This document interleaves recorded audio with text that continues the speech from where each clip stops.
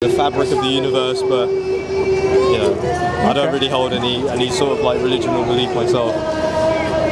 But I'm open, you know. The way I ground the conversation is by asking a question that, where would you say the universe matter came from? And please don't say it doesn't matter. Good one. Where, like, how was it all created? Like, yeah, where did it come from? All the way back. Right. Well, I'd say, well, there's obviously the Big Bang Theory. You know, there's that, and there's the whole theory. You know, the universe was created by this collection of atoms and these events occurring spontaneously. So if I'm going to pause you there. Big Bang Theory, yeah. So that implies the universe was created. Do you believe the universe was created? Must be, because that's the most popular scientific theory. I mean, it's definitely a possibility. It began to exist. I mean, it's definitely a possibility, but what I'd say to that is, you know, you'd have to kind of prove the existence of it rather than me to prove the non-existence of it. No, so that's my point. I'm not saying it doesn't exist, but there's just a lack of belief in it. So you're making. No, I'm saying we agree the universe exists. Yeah. And I'm saying that science has proved, quantum mechanics and scientists have proven the universe has begun to exist. It came into existence. You mentioned the Big Bang. Yeah. So that implies something that poured into cause. Yeah. So the Big Bang, what caused the Big Bang? And my claim would be it was caused by something uncreated, something all-powerful, all-knowing that put the universe into motion. Yeah. You said something earlier on. You said about atoms appearing or something. What did you say? Sorry. Well, obviously the Big Bang Theory, so you know, so it's a collection of events that led to spontaneously. Spontaneous, but I'm saying you can't give me a single example of something spontaneously being created. There's always cause and effect. Right. Yeah. Yeah, absolutely. And I've had this conversation with people who deny God, and like, okay, the universe. And they're like talking about black matter and atoms. I'm like, what caused the atom? Where did the atom come from? Oh, it collided. Okay, where did those two things that collided come from? Does that make sense? So I'm saying that we need something that is uncreated. They can join the conversation, by the way, if you like. Chris, but I think you got this. Come. You can join the conversation. Come on, Chris. Come on, Chris. Can we get my friend over here too? Yeah, of course. Morgan's come. He's walking away. He's walking away. I'm sorry. Yeah. Oh, by the way, I've got like a channel or something. Yeah. I'm gonna share with you. There's a lot of cameras. I'm under pressure. Yeah. I'm carrying this conversation. So I think we've got. What have we got? We've got Sam Dawah. Yeah. We've got Dawah to the Soul. Yeah. We've got Unite on the Huck. We've got like Twitch or something. Pardon? Twitch. Is it all YouTube? No. This is all YouTube. I think they put it on Facebook and other places as well.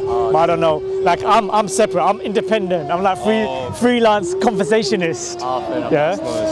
Because I enjoy it, because I feel like we're gonna go along the conversation, because I think it's important for us to live with a purpose for our life. And now it's not for you to adopt what I believe. It's for us to actually inspire you or kind of make a compelling argument that what I believe is true. So that's the conversation I was having with the gentleman. What's your name, by the way? George. George. Ridwan. Ridwan, nice to meet you. Chris. Ridwan. Yeah. So we're talking about the universe coming into existence, what caused it, and the Quran makes the argument that look, it didn't create itself, and we didn't create ourselves. So there is a creator. Does that make sense? So I'm saying what caused the motion of the Big Bang, I would argue, is something all-powerful, something with knowledge, something which is independent, which is not comparable to the creation. Yeah? And that's a pretty good definition of God. So how do you feel about that? George. Yeah, George. Yeah, George, not him, not Chris. He just came in. Come on, George. Yeah.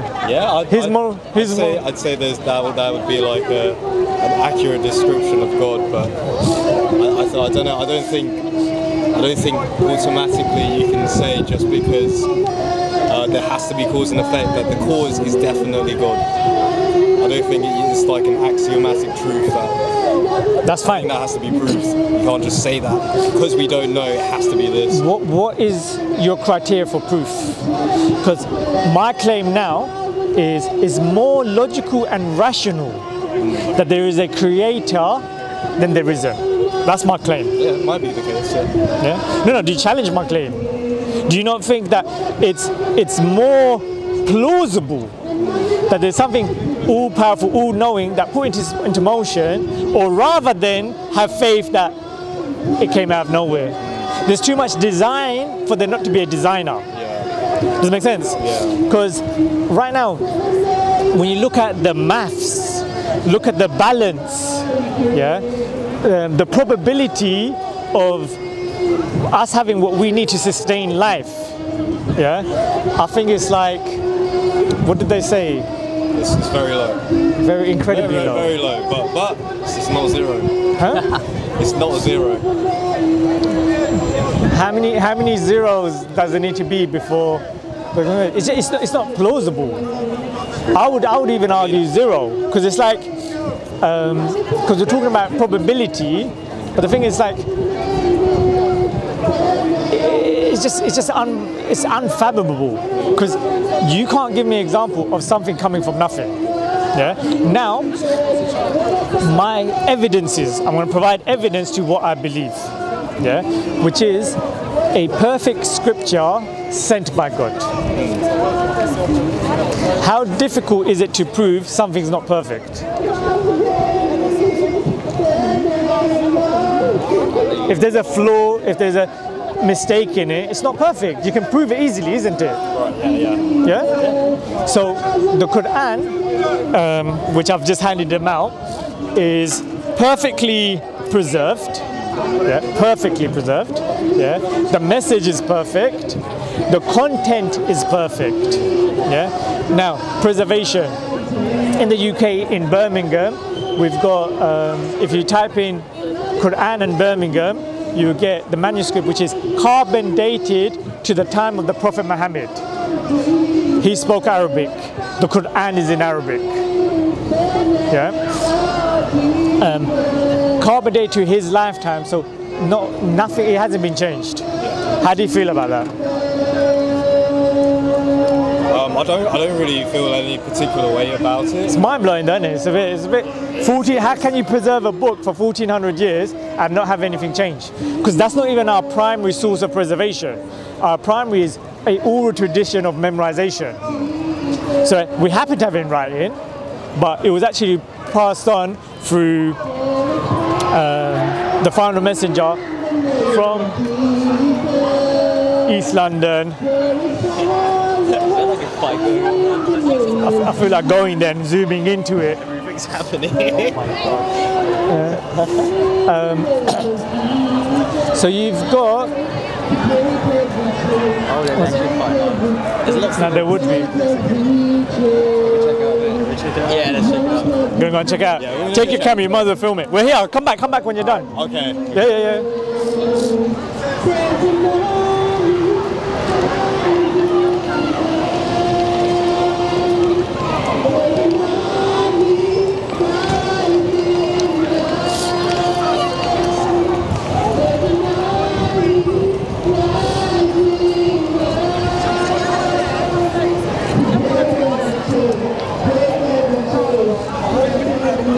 Oh, yeah.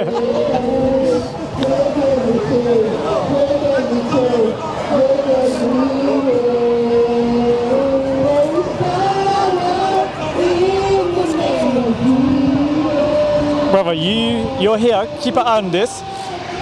I'm just going to go and pray. They said they're going to come back, so just let them go and then they'll come back. Is that okay, Akhi? All right, see you in a bit, inshallah.